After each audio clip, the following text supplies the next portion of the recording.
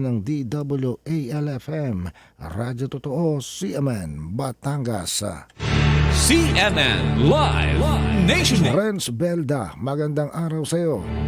Magandang umaga riyan, magandang umaga Pilipinas. Patuloy nagsasagawa ng regular na calibration ng mga timbangan ang Office of the City Market Administrator o OCMA upang matiyak ang tamang timbang at mataas na kalidad ng mga produktong mabibili sa mga pampubliko ng pamilya sa lungsod ng Batangas. Bukod sa random checking, ilan sa mga magtitinda ay voluntary nagpapasuri ng kanilang mga bago at lumang weighing scale upang matukoy kung may depektibo ang mga ito. Kusang loob ding itinoturn over ng ilang tindero sa OCMA ang mga sirang timbangan at nagtatakda naman ang tanggapan ng schedule para sa maayos na pagsira ng mga ito.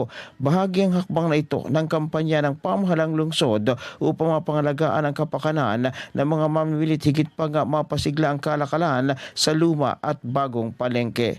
Mula sa DWALFM 95.9, ito si Renz Belda ng CMN Batangas, nagulat live para sa CMN Pilipinas. CNN Live Nationwide. Maraming salamat, Renz Belda, mula po naman sa impila ng DWALFM, Radyo Totoo, CMN, Batangas.